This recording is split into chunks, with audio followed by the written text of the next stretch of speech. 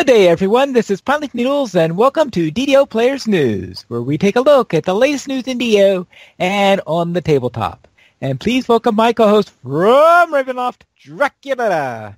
Hey, now everybody, let me unmute my mic. That will help.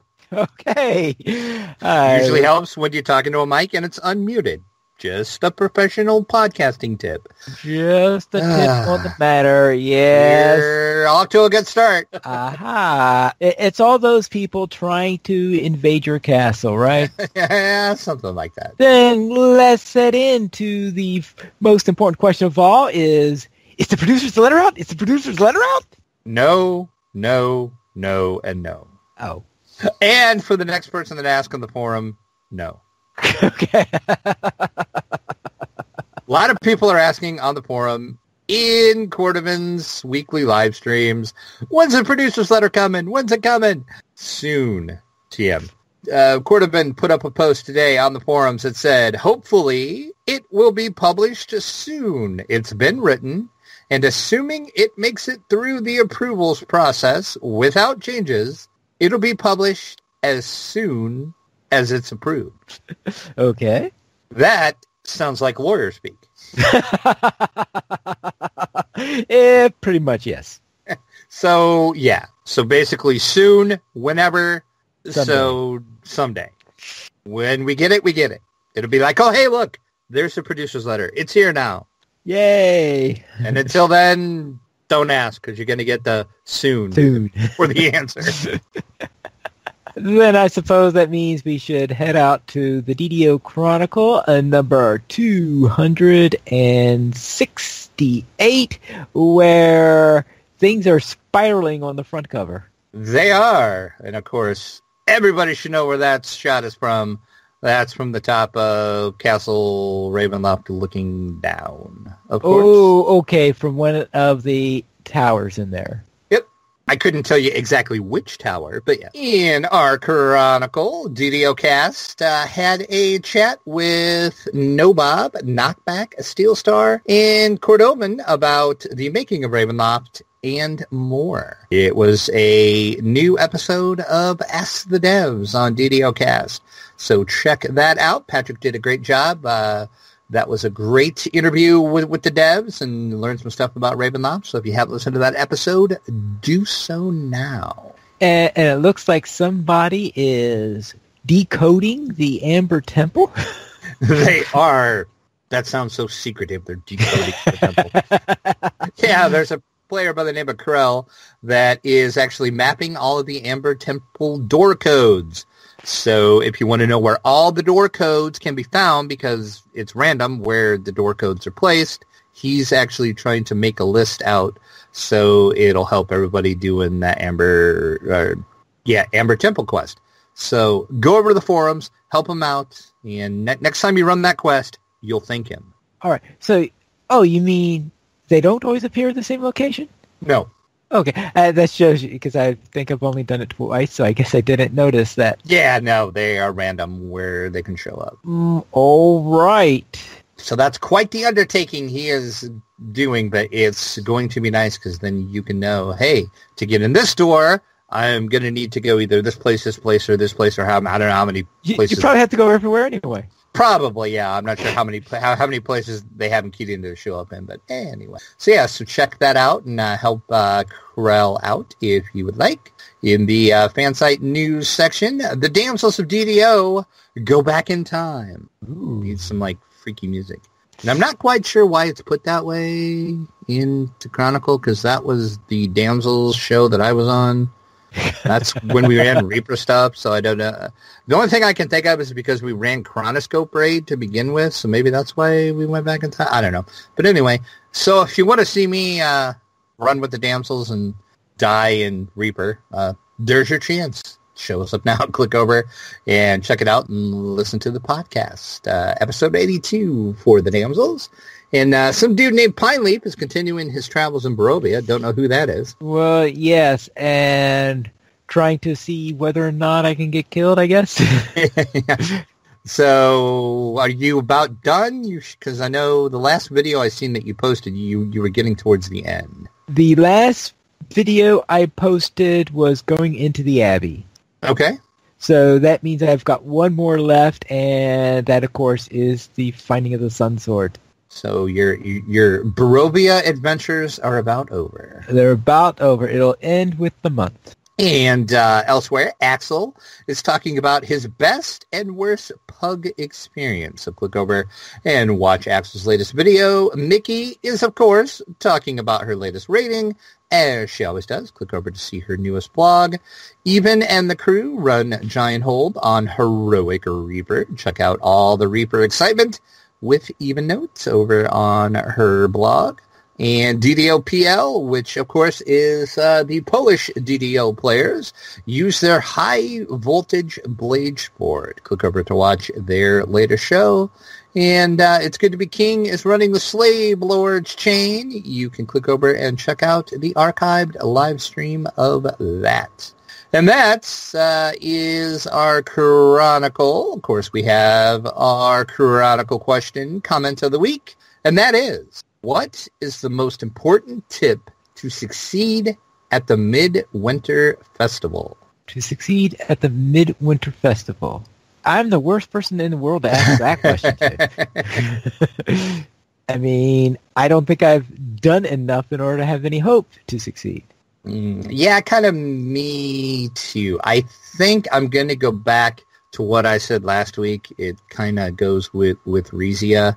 Buy ice skates. Ice skates are your friend. There we go. They're your friend.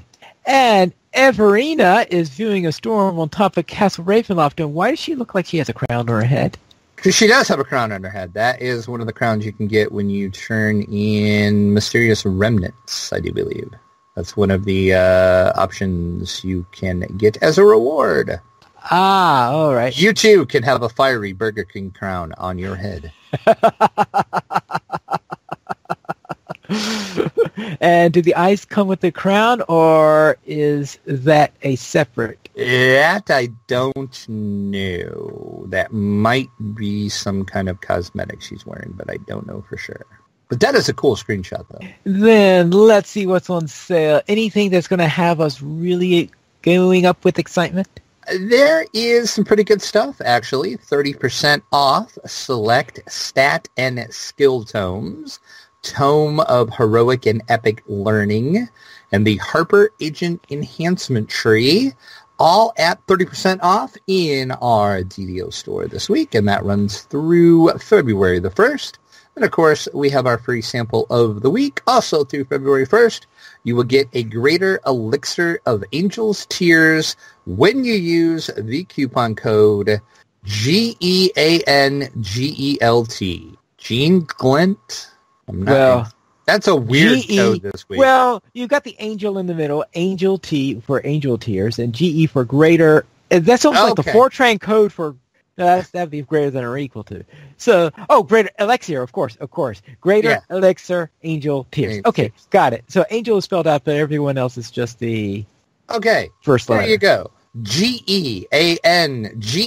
You get a greater elixir of Angel's Tears through February 1st. Then let's head off to the tabletop.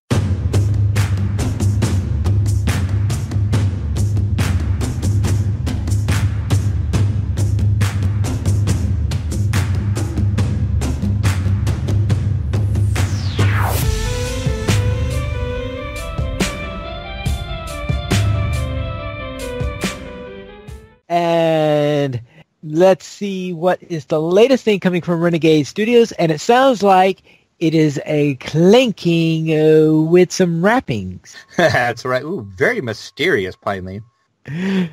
People are like, what? Yeah, it's a add-on for Clank that's coming out. Of course, everybody knows Clank is the deck-building adventure game.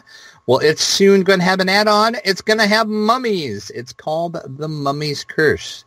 They say untold riches await you inside the pyramids of the ancients, but they are well protected. An undying mummy guardian spreads its vile curse to those who would rob its tomb, and inevitably, the treasure has attracted a dragon.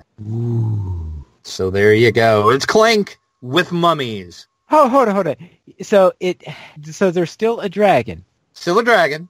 Okay, I would have thought that there would have been some big lich or boss mummy that would have been the thing to be attracted now. You would think. You just have to make your way through the mummy before you can get to the dragon. And, of course, you don't want to wake the dragon up because the whole point of Clank is the deeper you go in the dungeon, the more noise you make. So you have to judge, do I want to keep going deeper or do I just want to get the heck out of here?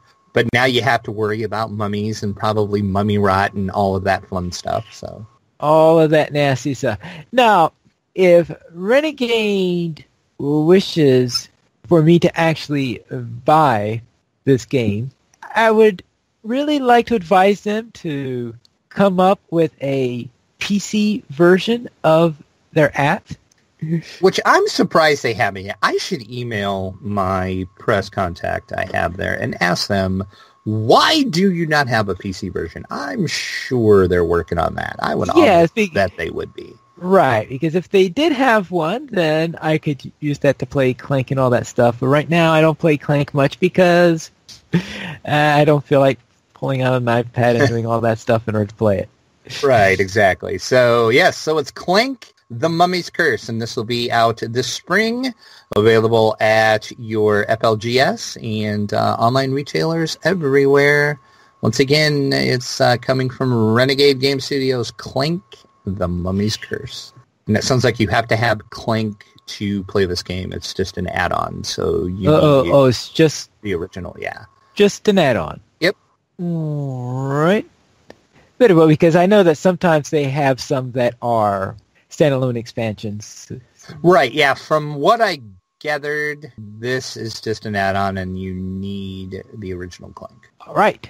Then let's head on to the next item, which is the announcement of the Kickstarter date for Aeon's End Legacy, as if there weren't enough Legacy games already out there, right? Yeah, that is the big thing all of a sudden. I just heard yesterday, I was listening to was the On Board Games podcast, and they were talking about Bezier Games just announced Werewolf Legacy, actually. Werewolf Legacy? Exactly. I'm like, okay, did the world really need Werewolf Legacy? Which I'm not even exactly sure how that would work. Yeah, I could just imagine as in One Night Ultimate Werewolf Legacy. One Night Ultimate Werewolf Legacy, yes. The one and the same. All right, I'm surprised I haven't heard that announcement yet. Yeah, and we didn't get a press release on it, which we usually get press releases from Bezier, so I'm not sure if it's kind of like a soft announce and then they're going to put out a press release. But yeah, so anyway, this apparently is the year of Legacy games because we know... that's ironic considering how near the end of the year, coming into the beginning of this year, someone was saying, well, it sounds like the number of Legacy games announced is dropping off, so they must be dying off. Nope, not so much. So yeah, this one, of course, Aeon's End is the Legacy version of the co-op deck building game, which I know you have played, and you play a lot, so you were probably maybe interested in the Legacy version? Let's just say that the question is how many minutes from it going up to my pressing the button. Kind of figured. So on February 13th, when the Kickstarter goes, I will have to ask you, so did you get in like as soon as it went live, or did you wait a minute before you went in? Well, let's see. But actually, it'll probably come live in the middle of a work day, and since I don't have so it'll probably be as soon as I remember when I get home, and probably wouldn't be too much long. Probably wouldn't take too long before I run into an ad to remind me, oh, by the way, Aeon's End Legacy has now on Kickstarter. Hey, that's right. So, yeah, so if you're excited about this, February 13th is the Kickstarter date for when the Kickstarter goes live, and I'll post on it, of course, too, when it's live as well, to remind everybody, and you, apparently, as well. Then let's head into another Kickstarter, Rambo the board game. Oh, what? This is so awesome. This is just awesome to me. Yes, it's Rambo the board game, and it is based off of all of the events in Rambo 2, There is also an add-on in the Kickstarter. If you go on to the higher tier, they have an expansion that is based off of Rambo 1. But it's just what it sounds like. It's basically a little war game, and it's in the Rambo universe, and you're just going to be fighting multitudes of people, killing people. It is a highly thematic, cooperative, tactical miniatures, mission-based campaign game. Say that a couple times fast. It's for 1 to 4 players. And as I said, you're going to experience all of the events of the film Rambo 2. The Kickstarter did go up and funded within a day, I think. It kind of started out slow, but then it picked up. So you got, as of this recording, 23 days to go to jump in on this. Their original goal was $50,000. They are sitting at $68,793 as we record this. So there's still plenty of time to jump in. $60 will get you just the core game. And then if you want all of the special stuff, you can go up to $100 and up pledge. But yes, it's Rambo, the board game, and it is from Everything Epic. And of course, they are the same people that are making the Big Trouble in Little China board game. So it sounds like they are taking iconic 80s movies, getting the license, and making sweet, sweet miniature games out of them. Well, shouldn't you wait until you actually see how the game plays before deciding whether or not it's a sweet, sweet game? True. But they both look pretty freaking awesome so far. So. I guess from what I've seen of them so far, they look pretty sweet, but I will reserve my judgment. Okay.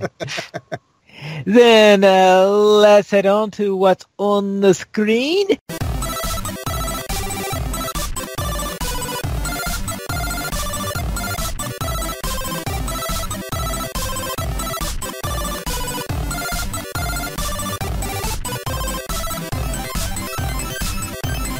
And despite the theme, it sounds like Subnautica finally has surfaced. It has. Subnautica, it's kind of been in early access for pretty much ever. And it's finally now out. It is up on Steam now. This, I do believe, was kickstarted like eons ago. It was actually kickstarted? I think so. I'm pretty sure this was originally a Kickstarter, and then it kind of went into limited early access, and it was kind of in like a beta forever and ever and ever. Like, I want to say this game's been in development for at least 7 years now. Whee! 8 years, something like that. But it's been a long time. But it's now up on Steam, and this is a underwater survival crafting game. So you are going to build an underwater base. You have a submarine you can drive around. You're going to have to fight the ocean dwellers. There'll be sharks, jellyfish, etc., etc. Right. And then you're going to have to construct an underwater base and all of that. So it's your basic survival crafting game. The only difference in this one is you're underwater and there's no zombies. Yeah, some people was thinking that think of it as don't starve underwater, yes. Yeah, I could kind of see that.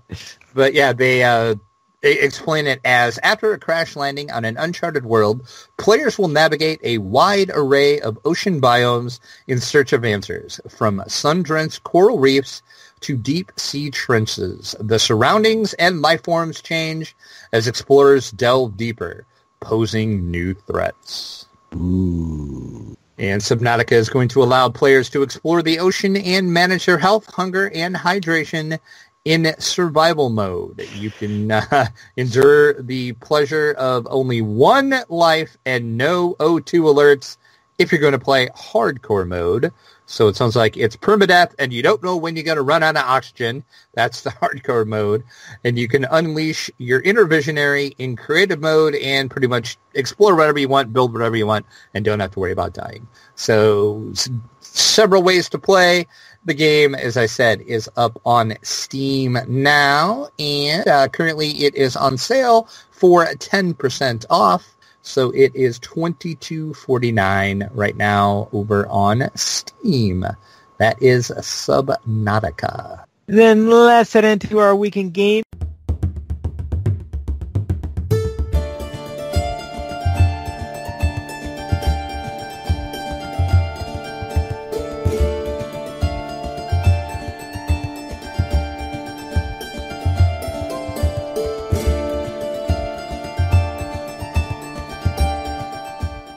nothing. And Drac, what have you been up to? Not a lot again. Oh. Had another one of my, weeks, those weeks that I have. So, yeah, only really DDO I got to play was with you. You were working on your ASMR, and you said you were about up to Tangleroot Gorge, and I'm like, hey, I have a character that's in that level range. So we did Tangleroot Gorge. So we ran First Strike, Hobgoblins, Captives, Urix War Plans, Whisperdoom Spawn, I hate that stupid spider, and the Deadly Package. So that was fun. I haven't done Tangleroot in like forever, so that was a good time. I think that's the first time I ever saw anyone playing a Pale Master. Is it? Really? Yeah. Yep. That's my Pale Master, which I haven't played in like forever, was of that range. So yeah. So that is my Pale Master, which I have to get used because I don't play a caster very often. So it's very weird for me to actually play a caster. I always want to like forget I'm a caster and like try to do like rogue stuff or something. And I'm like, no, I'm a caster. Hold on.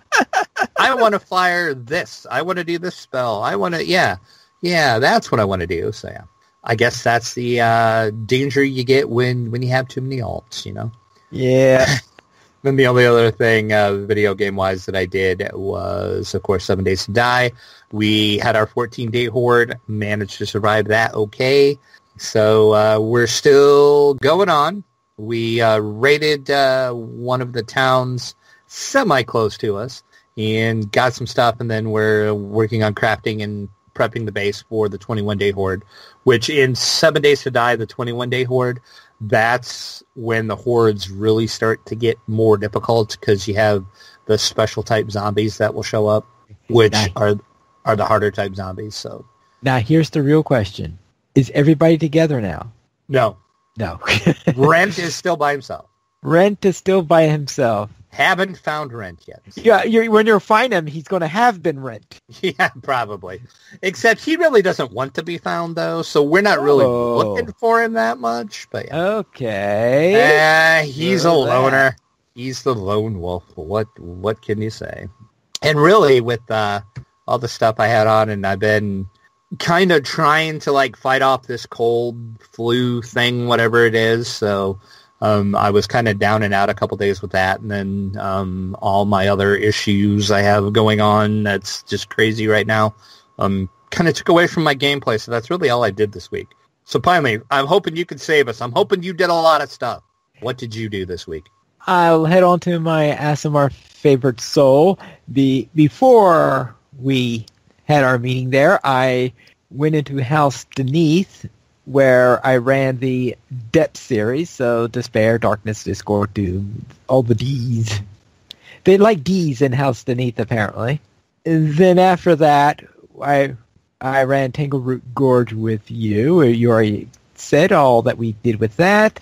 Then, after that, I remembered, of course, the thing about the Coin Lords, that rep with the Coin Lords gets you a 4th bag. So therefore, I headed off into the harbor, ran a couple of quests there, the Kobold's New Ringleader and Home Sweet Sewer.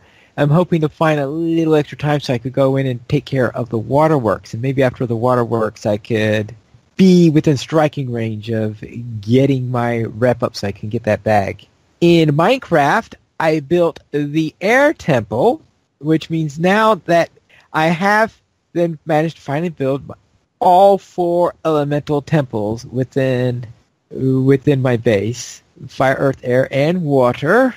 And they all have their little challenge in there. And one of the things is trying to build these temples and populate them with clerics and make sure it's safe enough so that the clerics don't get themselves killed. And you can imagine that was a challenge with the fire temple. So therefore I have all 4 of those ready. Then I started my February Minecraft Hardcore Challenge. Of course, the first episode is going to be posted on Friday, which will be early in February. And this month, our challenge is to go to a stronghold given in the coordinates, enter into the stronghold, find the end portal in there, find enough Eyes of Ender in order to activate the end portal and then activate the end portal. And they don't require you to actually go into the end, but you have to activate the portal so that you are capable of doing so. And that is the challenge for this month. And they have a lot of challenges recently that are really things that I hadn't done before. It's like back in October, we had the igloo. And before that time, I had never managed to find an igloo in Minecraft.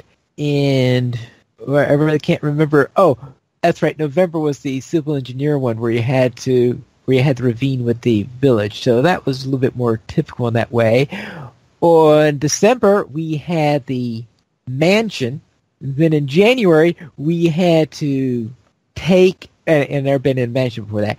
In January, we had to take a village and move the village into the Nether. Yes, I've been in the Nether before, but who in their right mind wants to move a village into the Nether? A strange person, I guess? I suppose so. So that was the challenge. So therefore, for February, then, it is then to go into a stronghold. And, of course, this is my first trip into a stronghold. I suppose I've been into a conquered stronghold before in order to enter into the end one or two times or something like that. But to actually go into a stronghold that hadn't already been tamed, this is my first time in doing that. Just imagine all these things I'm doing for the first time in hardcore mode. That's the weird thing. Hey, I guess there's a first time for everything, they say, right? Yeah, first trip into a mansion. Hardcore mode, yeah. Sounds like a great idea. Why not go in there in easy mode, where if I die, I can get back started again? No, I go in there in hardcore mode. Then, on the tabletop, I played a round of Lord of the Rings, the living card game, and I was playing the first scenario. I was using one of the basic decks rather than a built deck, so of course, it's a little bit tougher than normal simply because I was using one of the basic decks. And, of course, I draw an opener, which was probably the toughest start you could possibly ask for that, because first monster I draw during the round, the boss! Whack! Whack! Whack! Whack! Whack! Whack! Whack! That was just, oh yeah, it was, I was slaughtered. So I take it didn't end well. It did not end, it didn't start well, and it didn't end well. Wow, it didn't even start well. I like that. Well, I said starting off by pulling the boss at the very beginning. It's not exactly a good... Probably not what you want to see your first draw, I would think, yeah. Not what you want to see during the first draw, and especially since in that game, if the object is to kill the boss, and you have already killed the boss, you have to search through the discard pile and pull the boss back out and kill the boss again. No, you don't get any free lunches if you happen to kill the boss early on. So therefore, yeah, that was a real pain, and I did not get out of the first scene for that. Everything just fell back quicker and quicker. And then I played a little bit more of Slay the Spire, though I think it was more like Slay the Pine. Yeah. Or Slaying by the Spire. Actually, I can't say it didn't go well, because on the most recent run I did, I got all the way through the first two acts. Then the Act 2 bosses did kill me in the end, but I almost got through two full acts, which isn't bad for how I've been doing Slay the Spire so far. And just a reminder that Slay the Spire is a roguelike deck builder game, which is currently on early access in Steam, and every Thursday they have updates on making a little bit more progress on how they're doing on this. And the next game I played was Dragonfire, where I went to see how my characters do going against a level 2 dungeon, because my characters reached level 2, and I figure first time going against the level 2 dungeon, and I haven't actually implemented any of the upgrades yet, so I am most likely going to get ripped into little pieces. And when I drew my first encounters and looked what I was facing, it says, oh yeah, I am definitely getting ripped into little pieces because I ran to choke point, probably the worst location you could draw. And the choke point also pulls out another monster to go with it, and it was a brutal monster that we had to go against.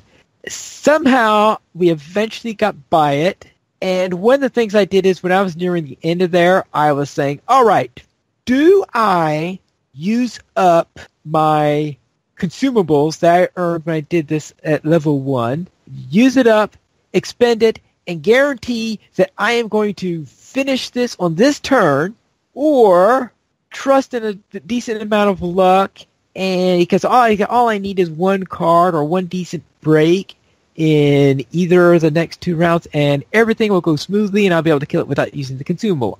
And I decided not to take any chances. Then after I won, which was quite an achievement, I think, on that particular one, I decided to look at, all right, what would my next draw have been? And I looked at it, and it would not have helped. It was the worst draw I could possibly have for what I wanted to do the next turn. And the Dragonfire card that would have come up next was the worst Dragonfire card that could possibly have come up for what I was trying to do then. So therefore, I'm glad I spent that consumable. Because if I didn't, I would have been torn to shreds. So I did win. And then I got my copy of Hardback finally arrived. So I played a round of the solo game for Hardback, where you play against the solo AI, trying to be the first one to get a score 60. I managed to lose 60 to 52, but I think that on a first run of that game, that isn't too bad. So I think it was a decent result for it. And maybe in a couple more tries, I might be able to get good enough at the game that maybe I could actually win. We shall see. We currently have 19 supporters on Patreon. If you'd like to help support DDO players, simply go to the donations page where you can support the Players Alliance on Patreon. There you'll find rewards, including a mention on the podcast your choice, or even be a guest with us for an episode of DDO Players News. We did not receive any emails this week, but if you'd like to send us one, you can send it to podcast@ddoplayers.com. You can also follow us on Twitter, the Players Alliance, @PlayersAllied, DDO Players, @DDO Players, Draculetta, @Draculetta_72, and Pineath, @PineathNeedles. The Players Alliance has 3 live shows every Monday at 8:30 p.m. U.S. Central Time. We have DDO Players News. Every Saturday at 8:30 p.m. U.S. Central Time, we have Locho Players News. And XP Quest is back. You can head over to their website for their latest episode, and maybe they'll give you a hint on when they're broadcasting, because it is not at a regular time period as the other ones. But just remember, if you prefer to avoid sensitive language, please remember XP Quest is not rated teen as our Monday and Saturday shows are. Yeah, they work a little blue over on XP Quest. So. Yes, I heard it was not approved for Pine Leaf. That's right. Not Pine Leaf friendly. Not Pine Leaf friendly. So therefore, if you'd like to join us for live shows, head over to ddoplayers.com/live. And that's all for tonight. And this is PineLeaf News reminding you to quest responsibly.